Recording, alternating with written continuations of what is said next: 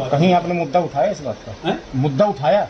मुद्दा ही केवल पीसी पे ही? केवल पीसी पे ये बात कही गई? पैदल यात्रा करके हम अभी पैदल यात्रा करके हटे हैं। जब ठंड थी, 5 का टेम्परेचर था, तो हम उरई में चल रहे थे। उसके पहले हम ललितपुर में चले हैं गांव-गांव।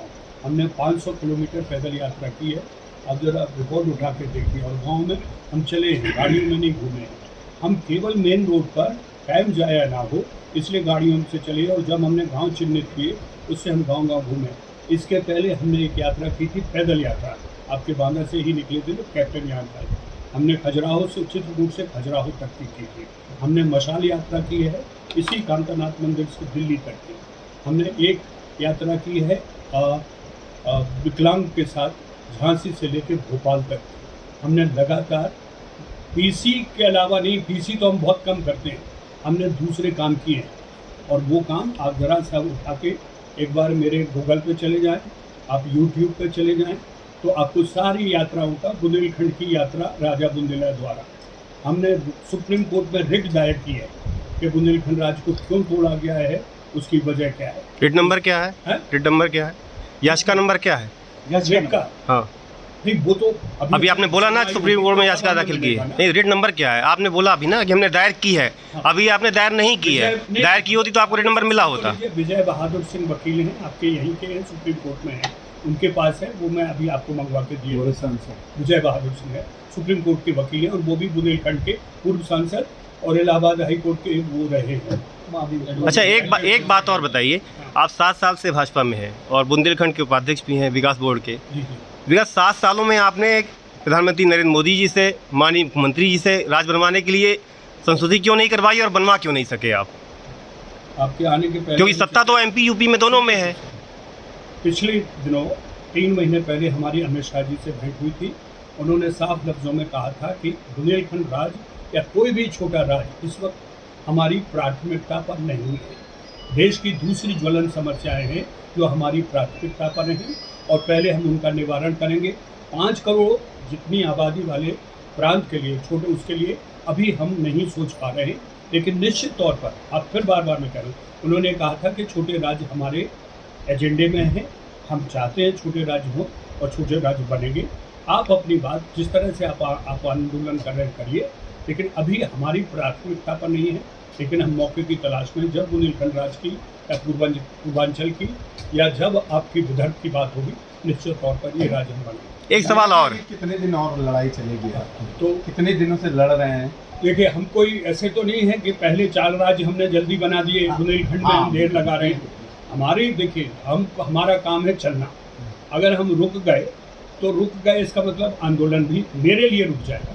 मैं जितना चल सकता हूँ, जितना कर सकता हूँ, उतना कर रहा हूँ और उतना करूँगा। क्या कारण है कि सर ये मांग पूरी नहीं की जा रही? देखिए, इस मांग को तो जनप्रतिनिधियों को उठाना चाहिए। ये जनप्रतिनिधि जो 6 लाख की जनता चुन के भेजती है, 20,000 50,000 वोट से जो जीत के जाते हैं, उनको जाके वहाँ बात करनी चाहिए। मैं तो अंदर घुस नहीं सकता हूँ। मैं जहाँ कह सकता हूँ, जिस प्लेटफॉर्म पर कह सकता हूँ, उस प्लेटफॉर्म में करता हूँ। मैंने बुंदेलखंड विकास बोर्ड में 10 बार कहा है, और 10 बार इस बात को कहा है कि बुंदेलखंड का विकास तभी होगा, संपूर्ण विकास, समग्र विकास, जब बुंदेलखंड राज्य बनेगा। ये योगी जी के सामने ये बात हुई है। हमने कभी किसी के ना, हमारे आज हम पद पे होते हुए बुंदेलखंड राज्य की बात कर रहे हैं। कोई तो डरता है कि अरे क्या पता नहीं कल क्या हो जाए, नोटिस आ जाए। अच्छा, बुंदेलखंड राज्य बनने में बुंदेलखंड वालों को क्या क्या फायदे होंगे? सारे फायदे होंगे। आपके सबसे पहली बात है, आपका जितना रेवेन्यू, आपको एक और जानकारी दे दूँ, झांसी इस वक्त कानपुर से ज़्यादा रेवेन्यू दे रहा है, और आपको बिल्कुल फ़ायदा नहीं है उसका। सारा का सारा रेवेन्यू केंद्र, आधा केंद्र में, आधा इस राज्य में, स्टेट में जाता है। आपकी सबसे बड़ी बात है, 67% जो पलायन आपका है वो रुकेगा। पलायन रुकने से ही यहाँ का विकास होगा। जो आपका नौजवान, जो टैलेंटेड नौजवान है, जिसमें गुणवत्ता है, वो यहाँ से शहरों से चला जाता है। शहरों से जाके वो अपनी पूरी गुणवत्ता, अपने गुणों का इस्तेमाल दिल्ली, लखनऊ, कानपुर करता है। 10-20 साल खप के जब वो लौट के आता है, तब उसका सब कुछ खत्म हो चुका होता है। तो हम उस टैलेंट को रोकना चाहते हैं। वो यहाँ के विकास के लिए काम करे, यहाँ के उद्योग में जुड़े, यहाँ के उद्योग के लिए काम करे। अच्छा, एक चीज़ और बताइए, एक मिनट। दूसरी बात, किसानों की, जो किसान हमारे यहाँ सीधा है, जिस किसान को आज भी एक बिचौलिए की ज़रूरत होती है, चाहे वो ऋण ले, चाहे बिजली का बिल भरे, चाहे इंस्टॉलमेंट भरे, हम वो बिचौलिए की भूमिका खत्म करना चाहते हैं। किसान को हम पंजाब, हरियाणा और महाराष्ट्र के और गुजरात के लेवल पे लाके खड़ा करते हैं, क्योंकि यहाँ पे बिजली भी है, पानी भी है, और यहाँ पे किसानी इससे पहले अंग्रेज़ों के समय में बहुत मजबूत थी। सोने की चिड़िया कहा जाता था, देश में लोग कहते थे दूध दही की नदियाँ बहती हैं। तो उसी बुंदेलखंड को हम वापस देखना चाहते हैं। यहाँ के नौजवान को बुंदेलखंड के लिए काम करने के लिए मजबूर करेंगे। उसको हम चाहेंगे कि वो चाहे स्पोर्ट्स में हो, चाहे सिनेमा में हो, चाहे उद्योग में हो, बुंदेलखंड के लिए ही काम करे, बाहर जाके अपनी गुणवत्ता को कम न करें। बोलिए। अभी आप कह रहे थे कि रेवेन्यू बुंदेलखंड देता है। आज तक के 7 साल के कार्यकाल में और जब आपने पूर्व में बुंदेलखंड मुक्ति मोर्चा बनाया था, आपके ही कारण से दो नहीं दो फाड़ सुनिए दो, आप शंकरलाल मेहरोत्रा का नाम हर बार हरमंच से लेते हैं आप हाँ, आपके वो पथ प्रदर्शक भी रहे हैं। तो मैं ये पूछना चाह रहा हूँ कि ये 2 फाड़ हो गई, आप भाजपा में चले गए, उस संगठन का आज क्या हाल है बाबूलाल तिवारी और जो अन्य लोग बनाए हुए। पहली बात। दूसरी बात ये कि रेवेन्यू नहीं सुनिए, रेवेन्यू से जुड़ी हुई आज तक कोई कांग्रेस में था, लोकसभा का चुनाव कांग्रेस में, आप जो आधी अधूरी बात कर रहे हो उसको तो क्लियर कर लो ना। मैं भाजपा में नहीं गया, मैं बुंदेलखंड के रहते हुए कांग्रेस में था, लोकसभा का चुनाव लड़ा। कांग्रेस से जब मेरी नहीं बनी, मैंने खुद की पार्टी बनाई बुंदेलखंड कांग्रेस।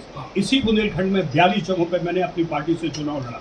मुझे भाजपा ने बुलाया गया, राजनाथ सिंह जी ने बुलाया और कहा कि बुंदेलखंड राज की बात हम कर रहे हैं, हम करेंगे, तुम अकेले पार्टी नहीं चला सकते। बड़े बुजुर्ग हैं, उन्होंने मुझे समझाया और कहा आपकी मांग बुंदेलखंड राज है, उसको हम नहीं। आप पत्रकार की बात सुनिए, आप अपनी बात कहते चले जा रहे हैं। भाई आप बुंदेलखंड रेवेन्यू देता है, 7 साल में आप एक सिंगल पोस्ट या एक सिंगल स्टेटमेंट वीडियो बताइए जो आपने सोशल मीडिया अकाउंट में जारी किया और प्रधानमंत्री नरेंद्र मोदी को भेजा हो कि जिस तरीके से बुंदेलखंड को खनन रक्तबीज के नदी से लेकर के बाघेश से लेकर के पहुँच से लेकर के बेतवा तक और यमुना तक उलीच रहे हैं, आपकी छाती के नीचे उलीच रहे हैं। क्या बुंदेलखंड विकास बोर्ड के उपाध्यक्ष रहते हुए आपने एक सिंगल वीडियो प्रधानमंत्री और नरेंद्र मोदी को, मुख्यमंत्री को भेजा है?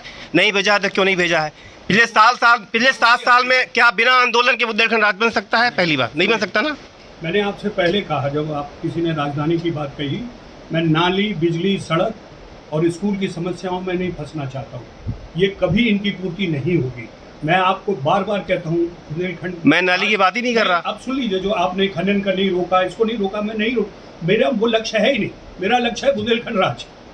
आप आज खनन रुकना है, कल अस्पतालों में झांसी के डॉक्टर्स की लूट की बात करनी है, परसों शिक्षा की बात करनी है, तो आंदोलन तो खत्म हो गया। हम भाई और भी लोग हैं ना, और जिम्मेदारी लें ना।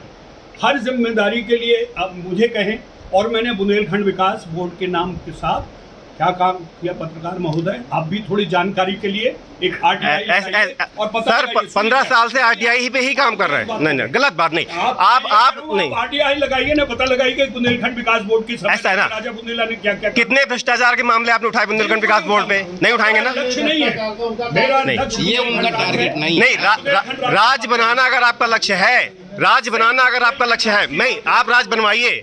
सुनिए तो नहीं हड़ताल करूंगा बुंदेलखंड राज के लिए, पैदल चलूंगा बुंदेलखंड राज के लिए, जो कहेंगे आप वो करें। मैं आपकी बात से सहमत हूँ, लेकिन आप कहेंगे साहब खनन रोकिए, झांसी में डॉक्टरों को रोकिए, वहाँ पे शिक्षाविद को रोके, ये तो फिर बढ़ जाएगा ना। पानी की समस्या पैदा हो रही है इस खनन की वजह से। बुंदेलखंड को सूखा रेगिस्तान देंगे आप राज बनाने के बाद? राज बनाने के बाद क्या होगा? क्या माफिया यहाँ नहीं होगा? क्या खनन माफिया नहीं होगा बुंदेलखंड राज बनने के बाद? फिर कौन रोकेगा उसको? दूसरे लोग जिम्मेदार, आप ही मुख्यमंत्री बनेंगे, फिर आप ही नेता बनेंगे, फिर कौन रोकेगा उसको? दूसरे लोग उसकी जिम्मेदारी लेना। मैं एक लक्ष्य लेके चल रहा हूँ, जो मेरा लक्ष्य है, जो मुझे लगता है कि इसके लिए मैं समर्पित हूँ, इसके लिए मैं कर सकता हूँ। उसको रोकेंगे आशीष जी, ईमानदार नेता। जब नेता चुनने की बात आती है, अपने सांसद विधायक चुनते हैं, तो हम लोग कभी ईमानदारी को ऊपर रखते ही नहीं। आप एक जो चुन के जा रहे हैं वो अपनी जेब भरने में लग जाते हैं, अधिकांश, सबकी बात नहीं करता, अधिकांश लोग। तो जब तक इस तरह का चयन होता रहे, भाई सरकारें क्या है, हमारे यहाँ के नुमाइंदे जो हम लोग भेजते हैं, जब हम लोग चोरों को, डकैतों को हम देख रहे हैं कि आज इसके पास कुछ नहीं था, अरबपति बन गया, उसमें हम प्रश्न नहीं करते, हम हिस्सेदारी चाहते हैं। इसलिए देखिए आशीष जी, वो कभी नहीं रुकेगा जब तक ईमानदार लोग, पढ़े लिखे लोग और समाज पर चिंतनशील लोग, जो समाज को आगे ले जाना चाहते हैं, हमारी ज्वलंत समस्या है उसको निदान करना चाहते हैं, जब वो पहुंचेंगे, वहां बैठेंगे, तभी होगा। तो राजा बुंदेला साहब यही चाहते हैं कि हमारा राज्य बन जाए, हमारे लोग हों, तो हम अपनी चिंता करेंगे। अभी देख लीजिए, एक मैं उदाहरण बता दूं, बांदा जिला पंचायत में 1 साल से काम नहीं हो रहा कोई भी विकास का। माननीय सदर विधायक प्रकाश द्विवेदी और सुनील पटेल जी के बीच में जो रार हुई उससे उसको पूरा जिला भुगत रहा है और सरकार के पास समय नहीं है। 3 महीने बाद उन्होंने ऑर्डर दिया कि मीटिंग गड़बड़ है। कमिश्नर साहब महोदय लिख दे रहे हैं कि मीटिंग ऊपर भेज दिए, कोई जांच नहीं की, जबकि नियम ही नहीं था ऊपर जाने का। 3 महीने रोक दिए। अब किसी सरकार के पास इतना बड़ा राज्य होने की वजह से समय ही नहीं है कि लोग बाग यहाँ की समस्या को देखें। मैं आप पत्रकार साथियों से पूछना चाहता हूँ, कितने पत्रकार साथियों ने नैतिक जिम्मेदारी ली कि 1 साल से काम नहीं हो रहा और ईमानदारी छापे, नहीं छप रहा, चमत्कार को सब नमस्कार करें। इसलिए जब तक चयन अच्छे से नहीं होगा जनप्रतिनिधियों का हमारे, तब तक ये संभव नहीं है। जो हो रहा है होगा। अरे हम यहाँ तो वहाँ बैठ के चलाएंगे, चाहे जिसकी सरकार हो, चाहे भाजपा, कांग्रेस को, चाहे बीएसपी, चाहे सपा, एक कोई था।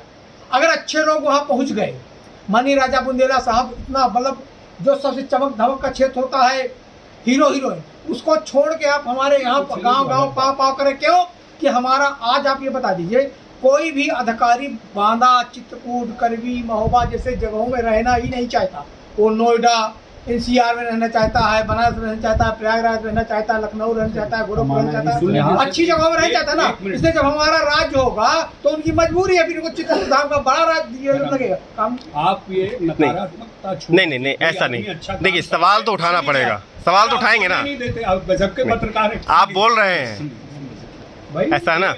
ये सेंसिबिलिटी ये नहीं होना चाहिए। तुमने क्या किया है? अभी चल रहा है गर्मी में, आपने ये होना चाहिए कि आपने ये किया है, अब ये भी करिए, ये होना चाहिए। अरे आपने कुछ नहीं किया, अरे हम जो कर रहे हैं। मैं आपके आंदोलन को नकार नहीं रहा, मैं सिर्फ ये कह रहा हूँ कि समाज को जागरूक करना भी आपका नैतिक धर्म होना चाहिए। बिल्कुल नहीं है, आपके मुझ पे तो कह रहा हूँ। मेरा जो है आंदोलन सिर्फ बुंदेलखंड राज का है और मैं मानता हूँ कि बुंदेलखंड राज बनने से सारी बीमारियां खत्म होंगी। ना आपको बिजली के किसी से रोना है, ना पानी के लिए रोना है, ना शिक्षा के लिए रोना है। आज जिस तरह से उत्तराखंड काम कर रहा है, जिस तरह से छत्तीसगढ़ काम कर रहा है, जिस तरह से तेलंगाना काम कर रहा है, उसी तरह से बुंदेलखंड काम करेगा।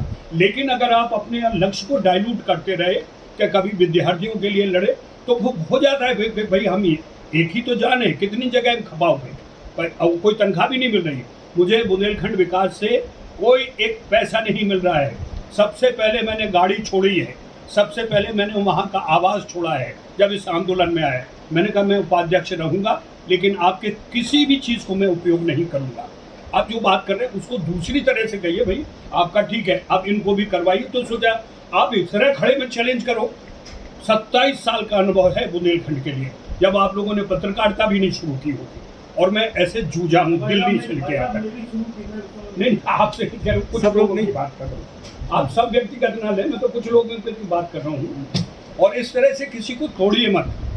अगर कोई मैं बैठ जाऊँ, मुझे क्या आप कर लेंगे? मैं जाके बॉम्बे में आराम से रहूँ, एसी में रहूँ अपने बच्चों के साथ। बच्चा फिल्म डायरेक्टर एक न्यूजीलैंड में पढ़ रहा है, मेरा तो खत्म हो गया मामला। भाई 60 साल की उम्र में मैं जाके बच्चों के साथ रहूँ, जिंदगी जीऊँ, ठीक है भाई। बुंदेलखंड जितना लड़ सकता था लड़ा, अब कोई और लड़े। लेकिन हम कॉन्स्टेंटली इसलिए लगे हैं कि लोग कहेंगे यार वो आदमी लगा है, वो आदमी लगा है, बुंदेला जी आए हैं, ये आए, जयराम जी आए। ऐसी मिसाल तो कायम करनी चाहिए। अब आप भगत सिंह को कहो तुम 26 साल में फांसी चढ़ गए, बुढ़ड़ी के कुछ दिन और जी लेते, ऐसे कैसे हो सकता है? हम जिंदगी को यही कह रहे हैं, आप समझने की कोशिश करें। लेकिन जनता ये सवाल जनता जब हमें देखिए, जनता कौन कहाँ चले जाते हैं, कहाँ चले जाते हैं? आप ही की बात है सर। शहरों में, जिलों में आते हैं। अभी गांव में गया हूँ, 540 गांव में गया हूँ, उनको वो नहीं आपको दिखाया। 27 साल से आप बुंदेलखंड राज को लेकर लड़ रहे हैं, जमीनी लड़ाई लड़ रहे हैं। बुंदेलखंड जैसी विषम परिस्थितियाँ नहीं है, आज भी आप गर्म स्थिति में बैठे हुए हैं। ये तो बताइए, अन्य आज सरकार पर आपको भरोसा है, पिछली सरकारों में आपका क्या है? ये हमने कहा ना कि कांग्रेस से जब विवाद हुआ, आप समझ गए, मैं लोकसभा का चुनाव झांसी से लड़ा। कांग्रेस में जब राहुल गांधी ने मना किया कि वो बुंदेलखंड राज्य के लिए नहीं है पक्षधर, उन्होंने कहा कि हम बुंदेलखंड विकास के लिए पक्षधर हैं। इसी बात पर भोपाल में जब प्रेस कॉन्फ्रेंस हुई, उन्होंने आलोक हमारे एक मित्र थे उसमें डेमनियर में, उन्होंने जब पूछा तो उन्होंने कहा no I am not for a separate state, I am for the development. फिर दोबारा उसने कहा कि सोच लीजिए आपका कमिटमेंट। बोले नहीं। तब हम राहुल जी से मिले और राहुल जी ने मना कर दिया। तब फिर हमने पार्टी छोड़ी।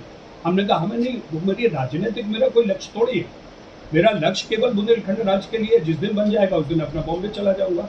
आप लोग राजधानी बनवाइए, आप मुख्यमंत्री चुनिए, आप मंत्रिता चुनिए, आप मंत्री चुनिए, हम नहीं बन रहे। मैं इस भरी प्रेस में कह रहा हूँ, हमें ना मुख्यमंत्री बनना है ना हमें मंत्री बनना है।